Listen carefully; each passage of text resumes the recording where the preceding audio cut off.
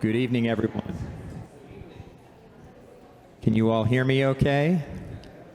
Very good. We are so grateful to have all of you here this evening for this wonderful event.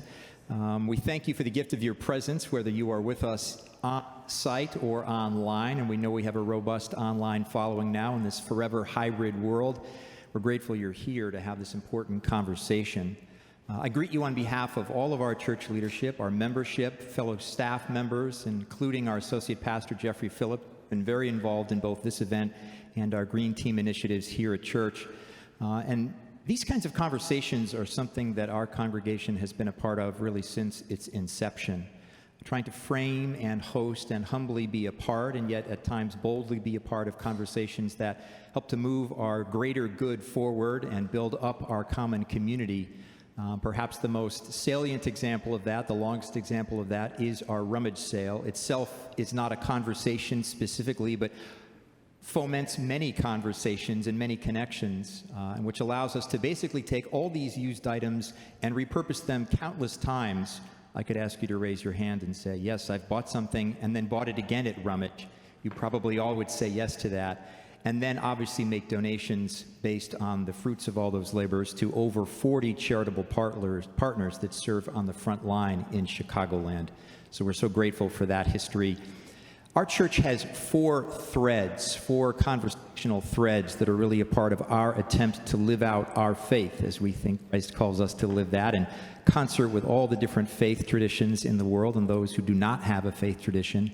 And they are anti-racism, multi-faith solidarity, LGBTQ plus inclusion, and of course, environmental justice. And so we are very excited tonight to have U.S. Representative Jan Schakowsky here and to engage in a conversation that will be a lot more Q&A than it will be talking at you. And Jan doesn't talk at people, she talks with people. And we're also very blessed to have our wonderful moderator here this evening. At our church, there are many leadership hats. Steve has worn every one of them, probably at least 4 or 5 times. He took his hat off tonight. It didn't seem the appropriate headgear for tonight's event, but we're grateful for him. He is self-described as an annoyingly dedicated and excited grandparent, and it is his grandchildren that in no small part have motivated his participation in our Green Team and environmental justice work. He is the co-chair of that team, and it is my pleasure to introduce him now. Steve. Thank you, Jeff. And thank you all for joining us tonight. I want to start with a shout out to our co-sponsors. The Go Green Winnetka team, Go Green Wilmette, the League of Women Voters, Faith in Place, and the Bookstall. They, along with other organizations in the area, helped to bring us all together tonight, both in person and online. Like many church green teams, Winnetka Congregational Church started with a focus on recycling and eliminating single-use stuff from our church events. When we extended into educational opportunities like tonight's, we learned that recycling and reuse is not going to be enough. It's not even the right focus. The extraordinary growth in plastic production is leading to waste and pollution that we can't recycle our way out of, despite what we've been told. Last month, the Organization for Economic Cooperation and Development, the OECD, published a report titled Global Plastics Outlook. According to the report, production of plastics has doubled in the past 20 years. 460 million tons annually. 40% is single-use packaging, and less than 9% is recycled annually. The rest is burned, landfilled, or leaks into the environment. We are literally trashing our planet with plastics. And when we trash the planet, we trash people. This waste and pollution is an environmental justice issue, locally, nationally, globally. And that's led us to tonight's discussion. We wanted to learn more about federal policies and initiatives to address the global crisis, as well as other initiatives toward environmental justice. Congresswoman Schakowsky joins us tonight to jumpstart that move to action. Now, first, a few logistics for the evening. We want to get as many of your questions in as possible, and to accomplish this, we will be collecting questions from both in the House and online, and they will be fed to me electronically by my colleagues. For those of you in the sanctuary, please write your questions on the cards that are at the end of the pews. They will be collected throughout the hour. Just raise your card as they're being collected. For those of you online, please use the Q&A function in the Zoom webinar. The Zoom chat function has been disabled to avoid confusion. Questions go in the Q&A function. Congresswoman Jan Schakowsky was first elected to represent Illinois' 9th Congressional District in 1998. She is currently serving in her 12th term in Congress. Illinois' 9th District covers the north side of Chicago and suburbs as far north as Winnetka and as far west as Park Ridge. She is a Democratic Senior Chief Deputy Whip, a member of the House Budget Committee, the House Energy and Commerce Committee, the chair of the Consumer Protections and Commerce Subcommittee, and a member of the Subcommittee on Environment and Climate Change. Jan is committed to protecting the country's working families with an emphasis on equitable access to health care, combating climate change to ensure a healthy world for our next generation, protecting consumers in the 21st century, and honoring the rights of women both domestically and globally. And she's focused on creating robust policy options to continue the United States' legacy of leadership in the international community. Jan's commitment to protecting consumers is rooted in her history as a consumer advocate. As a longtime grassroots organizer, Jan's leadership began in 1969 when she led the fight to put freshness dates on products sold in grocery stores. Her experience as a grassroots organizer has also served as an inspiration to her colleagues and to the next generation of leaders as they continue their fight to protect the environment. Jan is a champion of consumer protection and environmental rights for all American families in the 21st century and beyond. Please help me welcome Congresswoman Jan Schakowsky.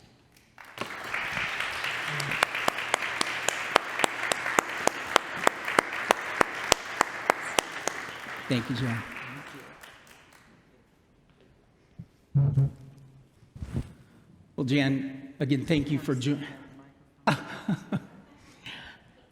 Won't work that way. Let's see. Here we go. Okay, great. Very good. Jan, again, thank you for joining us. We were so delighted when you agreed to come.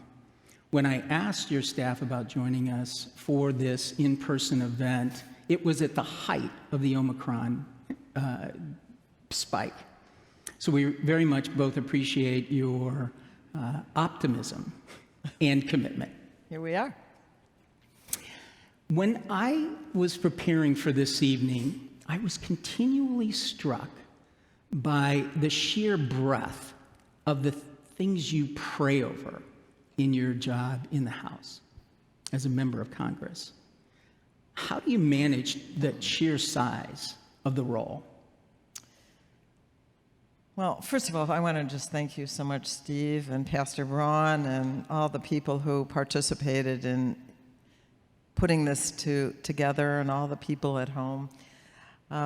It's really such a great opportunity to make critical decisions that are going to affect all Americans, and also to help my district in so many different ways, and to really help thousands of people. Two of my staff are here that deal with constituents all the time.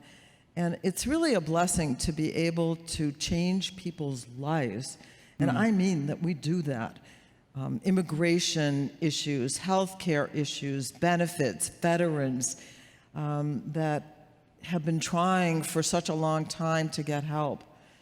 And so I don't focus on everything, although my staff thinks I do. You know, through all my years in the Congress, people say, focus, focus, focus. But there's so many really important national, international issues. So it is true that I have a very broad palette that I work off of, but concentrate a lot on things of social and economic justice, of equity issues. I chair the Consumer Protection Committee every day, hazards to reduce them online and in products. And so I'm busy all the time, but it's really good and rewarding work. Excellent. See, you've been in Congress almost 25 years now? 23, yeah. 23. How has the Congress changed during your time in the House, and has it changed you? You know, a lot of the young members who just come in say, was it always like this? And I know what they mean by always like this. There's so much acrimony. There's so much division. I say, it was never like this. It was never like this. I got there first at the end of the Clinton administration. That wasn't all smooth sailing. I was there for the impeachment vote. So, you know, there was that. I was there all through the Bush administration, and I have to tell you, as a Democrat, I got a lot done during the Bush administration, 8 years. And I think at that time, the ethic was, if you're a member of Congress, you can fight like hell across the aisle, but at the end of the day, you make a compromise that maybe nobody loves, but you get the job done. That is not the attitude that too many members have come with. It's my way or the highway. And it's also gotten, not by everyone, believe me, we don't walk down the hall spitting at each other or anything, you know, but there are members who have to have bodyguards because their lives are threatened, who are attacked by other members in the most brutal ways. We certainly never experienced, like, January 6th, an attack on our democracy, on our Capitol, and some members saying it was just another group coming to visit the Capitol of the United States. Certainly didn't look that way on television. No, it didn't. You know, we always, you know, I say I've been through a number of presidents and a number of presidential elections. We always easily certified the election of the new president or the same president, you know. It was perfunctory. And now we had a majority of members of the House of Representatives who voted not to certify the election of Joe Biden as the legitimate winner of the election. So it's different. It is different. It is harder to have bipartisanship on the key issues. We get a lot of bills passed almost unanimously, but a lot of things that are really significant, not so. And during that time, do you find that you've changed? You've been changed by the process? You know, I guess what I have found is I spend more time trying to mobilize constituents and everyday people to know their power. Because at the end of the day, the one thing the politicians are really good at is counting, like counting votes and counting support and counting bad publicity. And And I have always been an organizer and a believer in grassroots power, but never as much as now. The importance of everybody weighing in and expressing their opinion and communicating that to the people who are in power. So I definitely have been more engaged in that kind of work. Excellent. Let me turn to environmental justice, if I might. It was actually you and your staff that suggested we broaden the topic beyond plastic waste, which has been something we've been looking at, as I mentioned, for a couple of years now. So I'd be interested in what does environmental justice mean to you, and how would you describe your legislative priorities? Okay. Well, let me say this. I think there are two main issues that are existential for humanity. And one is the possibility of a nuclear holocaust. And by the way, the what do they call themselves? I want to find that name again. The Bulletin of Concerned Scientists has what they call the doomsday clock that keeps changing the time. How close are we to nuclear war? You know what it's at as of January 20th, so even before Ukraine, it is now at 11 seconds, the closest that it's ever been. So we have to worry about that, and we have to worry about Russia. We have to worry also about Iran. I just had a very scary briefing, and hopefully we'll get an agreement, a new Iran deal that will prevent them from having nuclear weapons. But the other, of course, is climate. And you know, you were giving some of the facts about the climate right now, and particularly about plastics. But the other thing, I was doing some research too, and we're going in some cases in the wrong direction. After all these years, I gave a speech on the floor of the Illinois House some 30 years ago, where I was saying, we better get moving here. People in Illinois are dying, as I use the word pollution, at that time, and that was true, and that we have to consider that in our legislation. And year after year, the research has been done telling us how another kind of doomsday clock that we are moving toward. So there was the International Panel on Climate, which I'm sure you know well, and those of you who do the environmental work for this church and other places, states that, of course, we have to limit the global temperature to 1.5% Celsius, about 2.7 degrees Fahrenheit. But when they talk about what the consequences of not doing that, it is so extraordinary. If warming exceeds those levels, scientists expect almost all coral reefs to die, that extreme storms that one never thought were actually possible will overcome so many of our communities, and on and on and on. And so, who most are hurt? When you ask me about environmental justice, and you think about who the victims are, primarily, who gets hurt the most? You know, if you talk about plastics, you talk about production, we can talk about extraction. Where do you get the materials?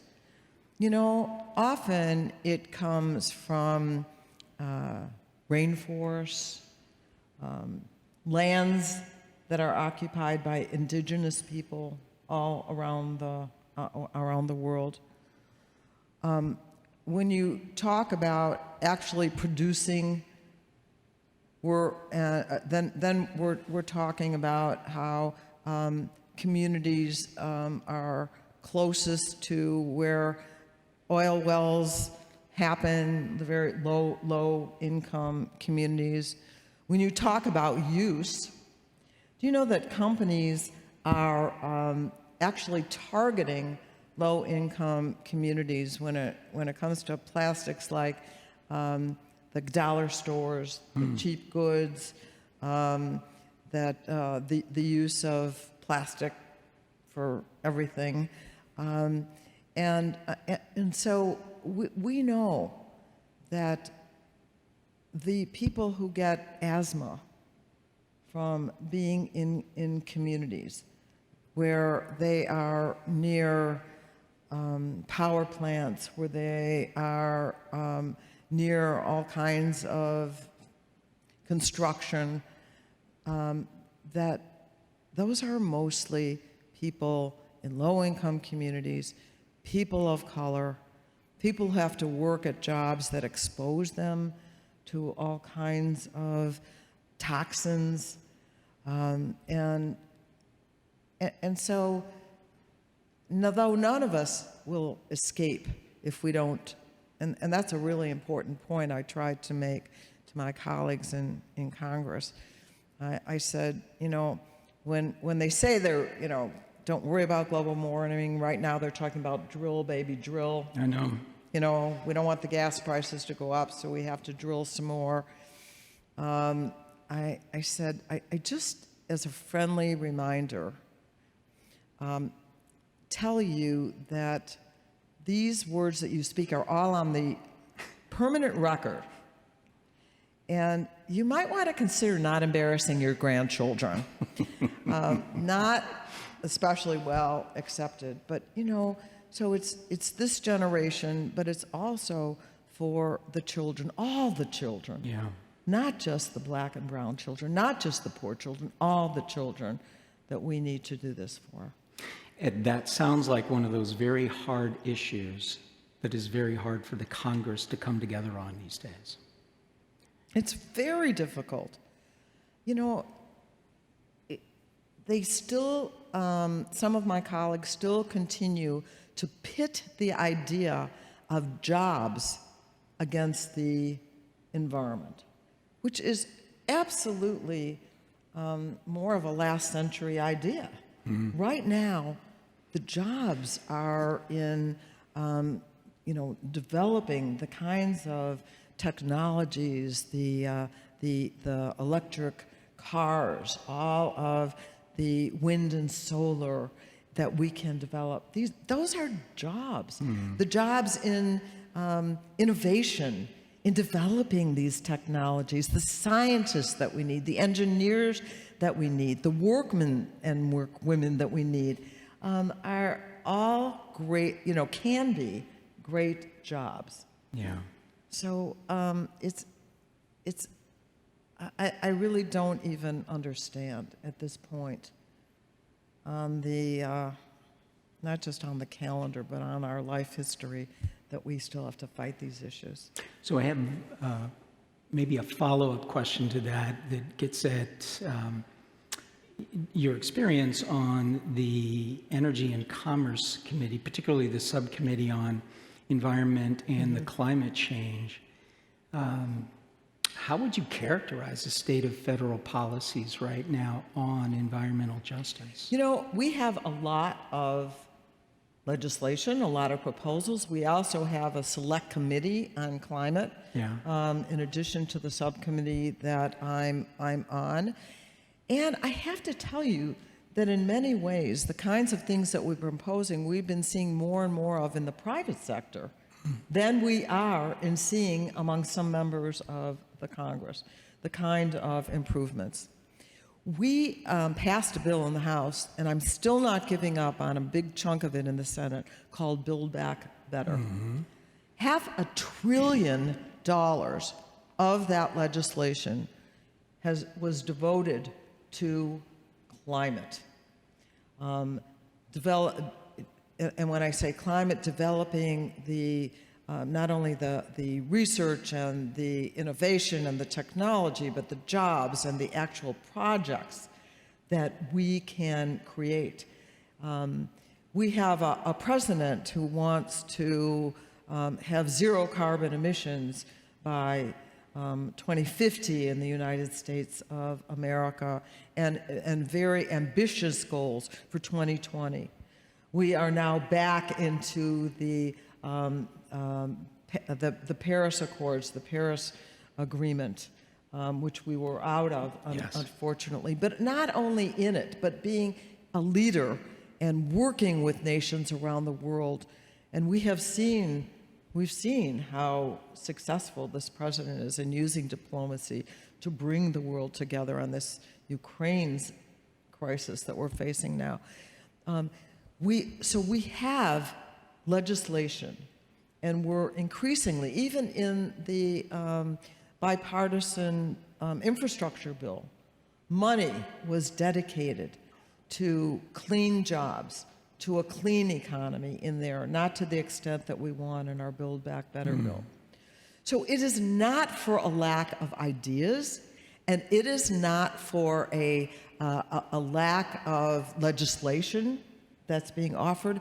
And that's why I talk about mobilization of people, of making it a demand, of organizing the communities that need it the most, and all of us being involved in this fight. And we're seeing more of that. We saw on the far south side that a plant that was going to create more pollution in that community, and Mayor Lightfoot reject that license. We can reject licenses. If we were to declare, if the President of the United States were to declare this a climate emergency, which he hasn't thus far, and we're asking for it, and the Progressive Caucus is asking for that, we would be able to end some of the leases that are going out in the Gulf of Mexico in the drilling that were pre the Biden administration, and he could actually stop some of those. So there are things that we can still do and still organize for. And what I hear in that is maybe a little bit of your early career coming through. As I mentioned in your bio, you were a consumer advocate, community organizer. How does that play out in your legislative and political work today? How many of you, be honest now, raise your hand and ever check the dates on the food in the supermarket? Come on. Oh, goody. That's everybody. Just about everybody. And guess what? It's also good for your refrigerator. Because trust me, if you dig in the back, you'll find something for 2019. It'll be there. Anyway, that's my refrigerator. Anyway, okay. So a young housewife, I go to the grocery store and ask the butcher how old something is, and he says, if you don't like my food, my meat, go shop somewhere else. I thought that's not a good answer. So a group of 5 women who felt like that just created the National Consumers United, 5 of us, because we thought everyone would be interested. Anyway, we did food inspections in the grocery store. One of the chains hired a lawyer to call our husbands at work. Do you know what your wife is doing while you're at work? They were all good. That was good. And we won. Not through legislation, but there was so much support. We sold 25,000 books with translating codes. And so here I am in my mid-20s, mother of 2 little babies that I would put in the cart. When they wanted to arrest us, I'd say, the kids have to have a nap. I'm sorry, I cannot get arrested right now with my children, so we're going home. And we won, and while it didn't change the world dramatically, you can imagine the satisfaction even today of watching people check those dates. And I thought, if I could do this, what else could I do? I wish everyone would have this moment of empowerment, because you do have the power to make change that is so contagious, but also changed my life. Yeah. When you're talking to your colleagues who are focused on jobs, which I would say is that near-term demand for jobs. We hear it all the time. What do you say to them about the near-term and long-term demands for a healthy environment? How does that conversation go? So, I have an idea. We pay farmers not to grow. Yes. We do. Because we want to keep that land and we kind of keep it available. There are people who certainly can be retrained for other jobs, and we're doing that. And that's part of legislation, even that was in the infrastructure bill, job training. That's really important. But you know what? There are some people who are long-term coal miners who worked in the oil fields and were near retirement. My view is pay them. Pay them not to work. Pay them so that they are not left stranded. And the transition then away from those jobs, they won't be the excuse that is given now, see. Right? The 35,000 jobs that are in the coal industry, is that? I mean, Yeah. maybe not all of them, because some of them are young enough now, and it's not a great job to go down No, into of the course mine not. all the time. And if we can get a better job, and then of course the key is pay. And that's why one of the other things that I'm very involved in is wages, raising wages in this country. Certainly women mostly have low-paid jobs, but a lot of people who don't have a college education, and even some that do, we have to raise wages. Unionization, I think, is one way to go. I'm a big advocate. I am a dues-paying member every month for my union that is now trying to organize Starbucks. So, people say, well, yeah, if you work in one of these industries, it doesn't pay what I'm getting right now. So we have to make sure that these are good paying jobs, that people can have a good life and not have to sacrifice by working for. Do you know that there are globally 20 companies that produce most of this, what do we call it, single-use plastic? It's a very small number,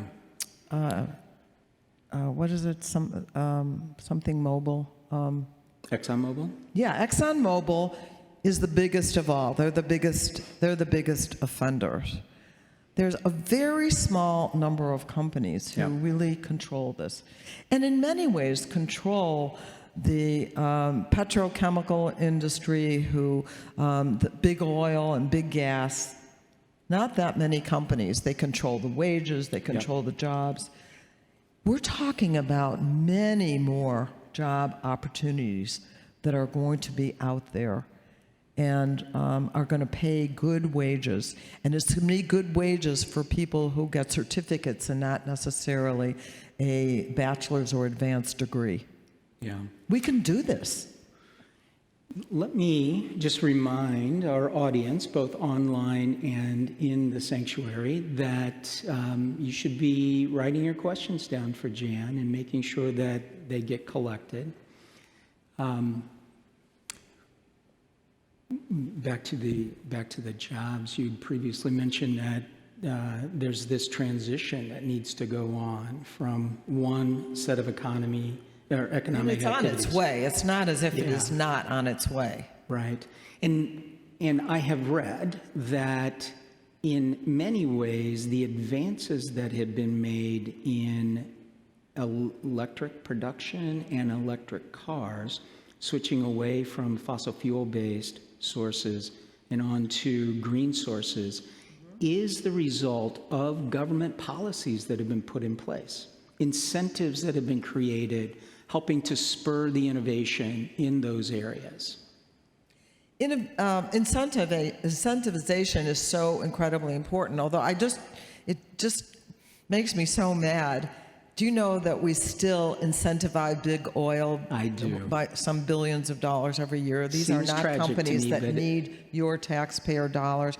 But yes, we absolutely, legislation has been passed in states, and we have limits that we set at the national level too, that definitely incentivizes the development of the technologies that can meet those goals. So setting those goals, enforcing those goals has certainly been. So public policy can play a huge role in all of this.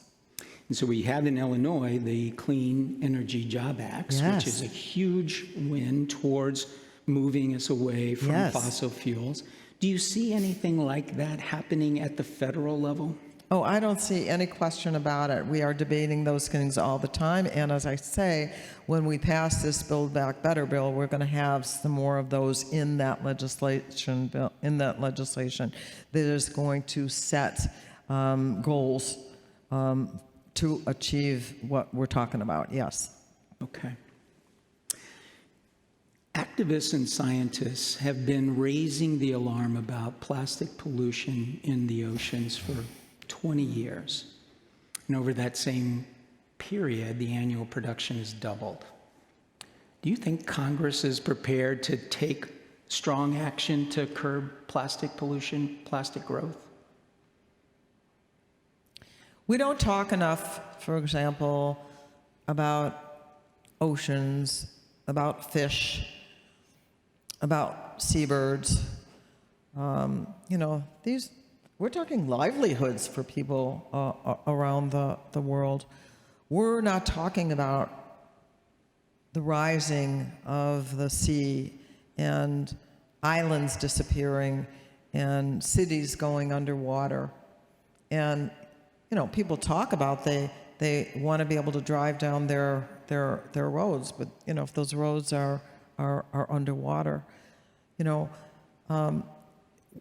we've seen the weather incidents. I live about a mile from the lake here in Winnetka, is on the lake, and the participating groups. And these severe weather occurrences have meant erosion. Fortunately, the Army Corps of Engineers is going to be at work and helping address these things. So that's the thing. We don't have to talk about climate change in the abstract. We can just look around. Everywhere, I don't care what community you're talking about, when farmers can't grow their crops, when you have these amazing, unheard of weather occurrences, these hurricanes and tornadoes that are destroying communities all over the country. When the heat hits 140 degrees in some places, which is a death knell. You can't live under that. Yeah. When you see, Washington State hit something far over 100, 120 or something, then that's what we can talk about to people. That not only isn't this right, but this is really hurting us. So it's no longer a far-off concept. We can see examples of it every single day. That's what surprises me, that there's so too many of my colleagues who, want to go in the other direction. Let's just get more oil out so we can have lower gas prices. So are you hopeful that we might see legislation around Yes. plastics? Yes, I do. Okay. We do have a bill, actually, I'll give you the name of it, that has the word plastics in it, that I'm hoping very much that we're going to be able to pass. Let's see. How about H.R. 2238, Break Free from Plastics Pollution Act of 2021. So actually it was introduced last year. Okay. So, it's something. This is Alan Lowenthal of California and Senator Merkley is he Washington or is he Oregon? I thought of those. Oregon. Yeah. Have introduced that legislation. We need to stir up that conversation. And again, when we talk about plastics, we can talk in the concrete. It's those plastic bags, get paper. It's when you buy fast food, tell them not to give you the plastic. The straws have been stopped in certain places. We can do that at the local as well as the state and federal level as well. Yeah, thankfully in a place like Illinois, we can still do that. And there are other places around the country where states are passing laws that are restricting local communities from adopting their own restrictions around single-use plastic. That's why we need federal level. It is why we need federal legislation. And so that's a question that's been asked by one of our participants tonight. How can we, as constituents, help you pass legislation restricting single-use plastics? Okay, so I just gave you a bill number. I can give it again. I will before we end.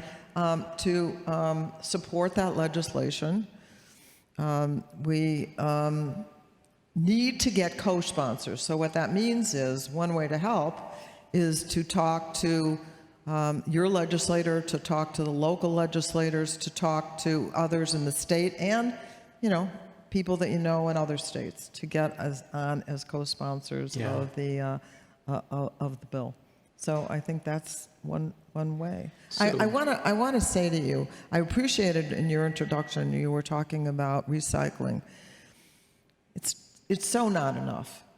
It is just so not enough. First of all, I don't totally trust that a lot of the things that we throw into the recycle bin carefully. We know that a lot of that doesn't really get recycled. It's about changing policy. It really is. It really is. There is just no other way. You think, I don't like to get involved in politics. It's the only way. We have to change the policy of this country. Another question that's come in from the audience is, how can we all work to make people care about the climate crisis when there is so much apathy, especially among those who don't feel personally affected? I would start with the young people, honestly. The kids, really. I was at a number of high schools where the students walked out. I was proud to walk out with my grandson of one of the schools. Greta Thunberg. Yes. I met her. Started when she was 13 years old, and she shook her hand at the leaders of the world. Shame on you. You better do something about this.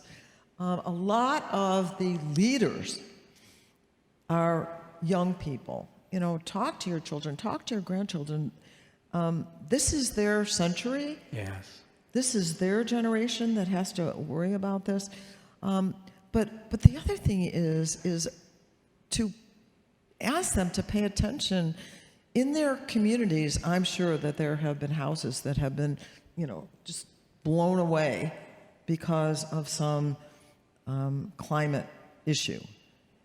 And, to just look around them notice that it's really happening. They're certainly going to pay a big price for some of the mess that we've made. It's going to be a long time to fix it. Another question that's come in is, which countries might we partner with to learn from and to foster climate innovation? I think the learn from as well as to encourage is really important, because there are many countries that are ahead of us in terms of their, proportionally, in terms of their emissions, and have done a lot more to clean up their own environment, and to have rules and regulations that do better than we do. But also, the United States can play a leader and should play a real leadership role. A lot of nations around the world look to us. And by the way, even in our foreign policy and our foreign assistance, make sure that when we're doing foreign assistance, that we're thinking about doing it clean and green, to make sure that we're not encouraging more fires be built for people to eat the food that we give them, that kind of thing. Yeah. With plastic recycling efforts often failing for a number of reasons, this seems to be a bit of a comment too, I've seen an increase in the conversation around mandating reusable plastic packaging, like reusable takeout containers for food and beverage. Do you think that legislation bans or legislative bans on disposable plastic in packaging or mandates to use reusables is possible at a state or a local level? Absolutely, I think it's possible, but I want to go back to what we can do through organizing, to put pressure on companies that are producing so much of this plastic and saying, and we're hearing a little bit more about technologies that have been developed, where it is not as, that you can reuse it, that it can be recycled and for real and used again, not single use, and that's where I think even communities, starting at communities that say this is the only thing that we're going to allow in our community, whatever the product might be. But I absolutely do think that we can legislate these kinds of things. But again, we have to demonstrate that, people are rejecting these single-use plastics, that they resent that it shouldn't be there. And it doesn't take everybody to weigh in. It doesn't take everybody to stand in front of a corporate headquarters. It doesn't take everybody to name names. It doesn't take everybody to call a boycott. There are a lot of strategies. I know it, but even when there's press about it and publicity about it, it can make a difference. It really can make a difference.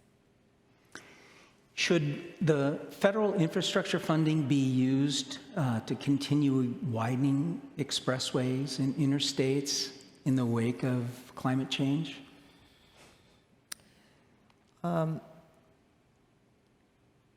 That's certainly an issue.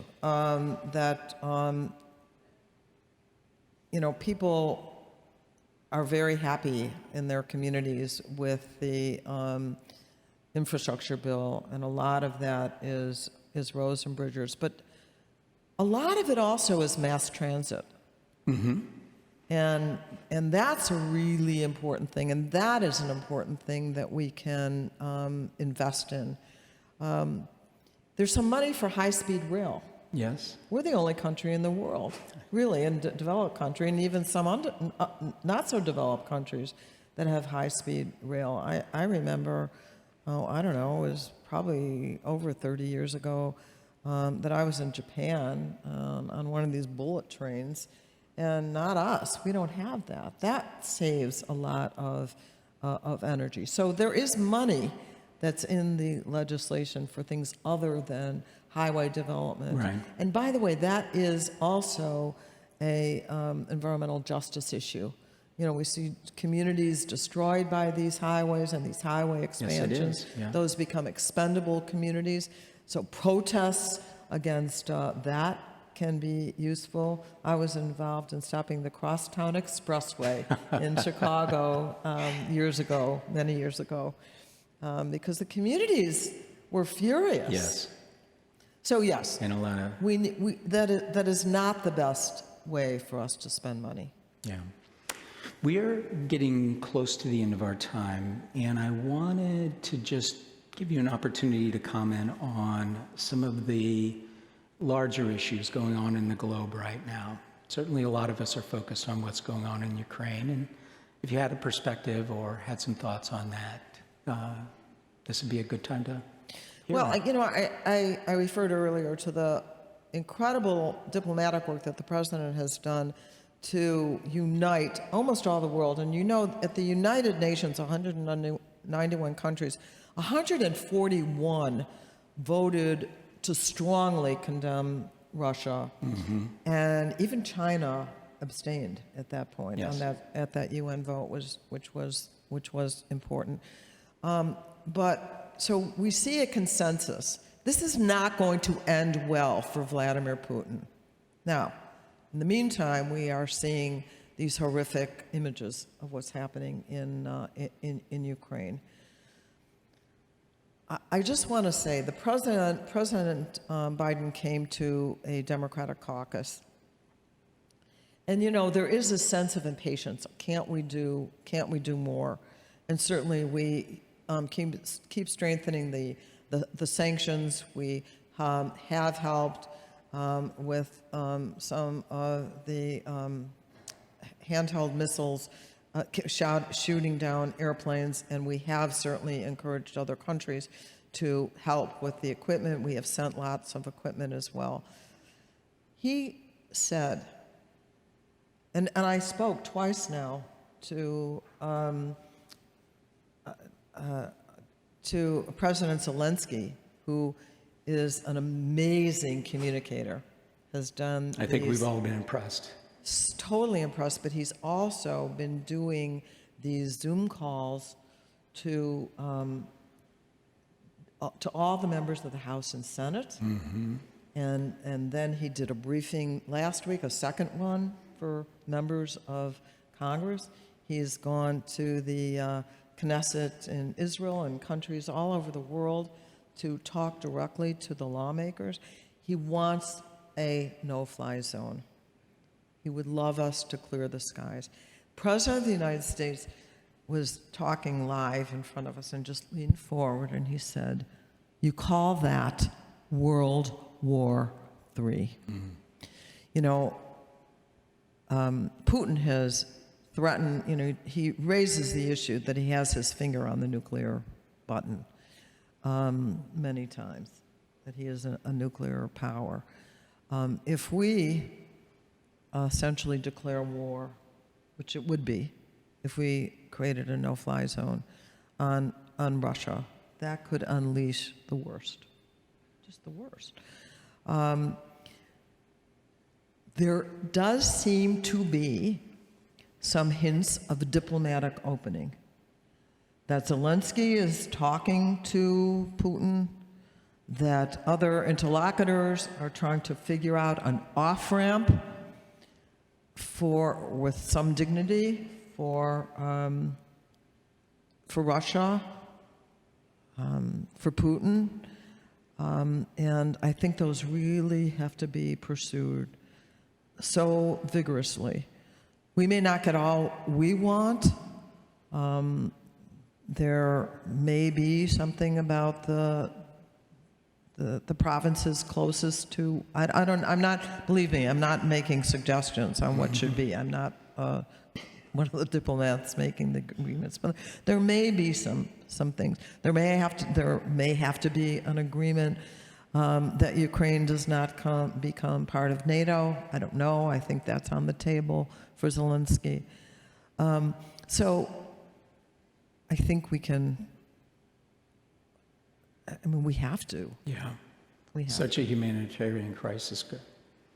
Oh, and we've just had, last week, $13.6 billion. No, I'm sorry. It was $63 billion in humanitarian aid that we have given. So there's that. But as I said, I had a very scary briefing today on, that right now Iran is less than a week away from being able to produce one nuclear bomb. They don't have the system to send it yet, but that could be in short order too. When we had the last nuclear deal under President Obama, it worked. Yeah. We had inspections, and they reduced their nuclear arsenal, and they were down to a year of what it would take to bring it up to being able to have a nuke. And now we're less than a week away because the last president got out of the deal, and, there's been opposition. Yeah. They went right back to the programs that they had launched in terms of building. Oh, yeah. So it's, but there are just so many issues that I care about, but the ones that we've talked about tonight are really at the top of my agenda. Well, as we close, what would you ask of us, your fellow citizens, as it relates to these priorities and some of the challenges that we've talked about? Engagement, involvement, activism. Know your power. Nancy Pelosi, the Speaker of the House, wrote a book called Know Your Power. I think there are so many people who think that there's nothing I can do about this, that it's too big, I'm too small. It's just not true. If we, and so you have to be strategic. You want to figure out, where to actually put the time. Should it be at this activity or that activity? Should it be at the local level or at the state or the federal? Do I want to get a group to go to Washington? Should I be in Springfield? Should I be in the city council hall? It takes some thought on how to do that, but we can do that. We can all do this. This is the answer. I think it was Franklin Roosevelt who said, was it about, I don't know, what bill some people wanted. He said, make me do it. Make me do it. And so there was basically the same message that if we fight, we win. I say, cuando luchamos, ganamos in Spanish. When we fight, we win. And that's been the lesson of my life, really. Before I got to the state legislature, before I got to Congress, as an activist in the community, I've seen victories. Sounds like it's going to be required if we're going to break this opposition in the that you're seeing in the House these days. It's required, but it's also exhilarating. I want to tell you, I think I love being on picket lines, but I mean. That, when you're with a group of people and you're fighting together and it's a good cause, and I also suggest watch less television, don't listen to the pundits who are gloom and doom. Get involved in elections of your choice, knock doors. I say real friends knock doors. And it's good for your health, it's good for the spirit, and it's good for the world. Well, there you have it, friends. A call to action tonight. Thank you, Jan, for your time. Thank you. Thank you. Thank you.